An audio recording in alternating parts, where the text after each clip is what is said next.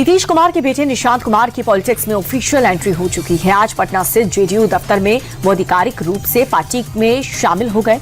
कार्यकारी अध्यक्ष संजय झा और ललन सिंह समेत कई वरिष्ठ नेताओं की मौजूदगी में निशांत ने पार्टी का दामन थामा और इससे पहले उनके दफ्तर पहुंचने पर कार्यकर्ताओं ने उनके काफिले पर फूल बरसा करके उनका स्वागत किया। उनके समर्थन में सैकड़ों कार्यकर्ता जेडीयू दफ्तर के बाहर जुटे और उनके समर्थन में नारेबाजी की गई। अंतर्राष्ट्रीय महिला दिवस के मौके पर लखनऊ में कार्यक्रम का आयोजन हुआ। मुख्यमंत्री योगी आदित्यनाथ भी शामिल हुए। सीएम योगी आदित्यनाथ ने कहा कि अब यूपी की पहचान बदल चुकी है। पहले दंगा और कर्फ्यू प्रदेश की पहचान थी। बेटियों को स्कूल भेजना लोग डरते थे, लेकिन आज हालात बदल चुके हैं। अब बेटियां सुरक्षित महसूस करती हैं। बेटियों की सुरक्षा के लिए सरकार प्रतिबद्ध। सुरक्षा के साथ खिलवाड़ करने वालों पर आज सख्त कार्रवाई होगी। पंजाब के वित्त मंत्री हरपाल सिंह चीमा ने विधानसभा में वित्त वर्ष 2026-27 के लिए 2,60,000 करोड़ रुपए का बजट पेश किया। बजट में सरकार ने मुख्यमंत्री माताएं बेटियों सत्कार योजना के तहत महिलाओं को हर महीने 1,000 और अनुसूचित जाति की महिलाओं को 1,500 रुपए देने की घोषणा की।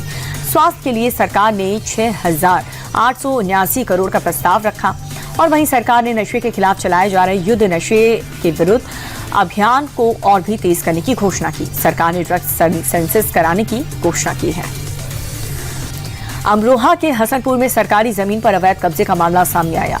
कब्जेधारी ने अस्थायी दीवार बना करके सरकारी जमीन को हड़प लिया। लेखपाल की रिपोर्ट के आधार पर आरोपियों के खिलाफ 3 महीने पहले एक एफआईआर भी दर्ज हो चुकी है। बावजूद इसके प्रशासन ने अभी तक कोई कार्रवाई नहीं की।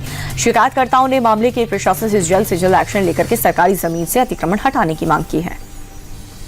यूपी के अलीगढ़ में 2 नकाबपोश बदमाश मोबाइल के शोरूम में घुस गए। तमंचे के बल पर 2,24,000 रुपए की लूट की, जिसका सीसीटीवी वीडियो सामने आया। लूट की सूचना पर पुलिस मौके पर पहुंचती है। साथ ही घटना के खुलासे के लिए 3 टीम्स गठित की गई। दुकानदार का कहना यह है कि बदमाशों ने नुकसान पहुंचाने की भी कोशिश की है।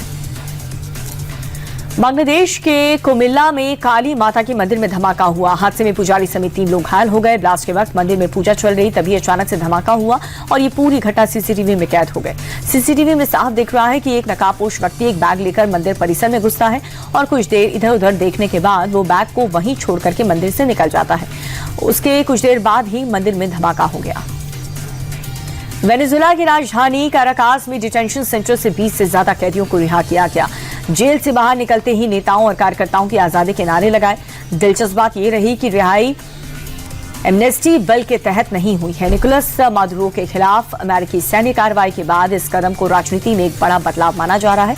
वेनेजुएला में सैकड़ों लोग अब भी सलाखों के पीछे हैं और परिवार उनकी रिहाई की मांग पर अड़ा है। बिजनेसमैन अनिल अंबानी की मुश्किलें बढ़ती जा रही हैं। सीबीआई ने एक और नया केस दर्ज किया। ये एफआईआर पीएनबी के चीफ मैनेजर की शिकायत पर दर्ज हुई है। एफआईआर के मुताबिक 2013 से 17 के बीच अनिल अंबानी ने रिलायंस कम्युनिकेशंस के अधिकारियों के साथ मिलकर 1,085 करोड़ की धोखाधड़ी की। बैंक का आरोप यह है कि कंपनी ने फंड को जानबूझकर दूसरी जगह डाइवर्ट कर दिया। नई एफआईआर में रिलायंस कम्युनिकेशंस, अनिल अंबानी और मझारी काकर समेत कई लोगों को आरोपी बनाया गया है। देश की 10 सबसे बड़ी कंपनियों में से 8 की वैल्यू बीते हफ्ते कारोबार में 2.81 लाख करोड़ रुपए घट गई। इस दौरान एसबीआई की वैल्यू सबसे ज्यादा घटी है। लार्सन एंड ट्रूबो, बजाज फाइनेंस, टीसीएस, एचयूएल और भारती एयरटेल की भी वैल्यू घटी है और वहीं रिलायंस और इन्फोसिस की वैल्यू बढ़ी। जियोपॉलिटिकल तनाव और जंग जैसे हालात में महंगाई बढ़ने का खतरा रहता है और इससे कंपनियों का मुनाफा कम हो सकता है। ऐसे में निवेशक उनके शेयर बेचना शुरू कर देते हैं और इसे सोने चांदी जैसी सुरक्षित जगह निवेश करते हैं। गर्मी से पहले एसी खरीदना महंगा हो गया। एसी, डाइकिन, वोल्टास और ब्लू स्टार जैसी बड़ी कंपनीज ने कीमत 15% तक बढ़ा दी। कंपनियों का कहना यह है कि कच्चे माल जैसे कॉपर, एल्यूमिनियम की बढ़ती कीमतों और माल ढुलाई के खर्च में इजाफे की वजह से कीमत बढ़ाने का फैसला किया गया। आपको बता दें कि भारतीय रुपए के कमजोर होने से पुंजों का आयात महंगा हो चुका है।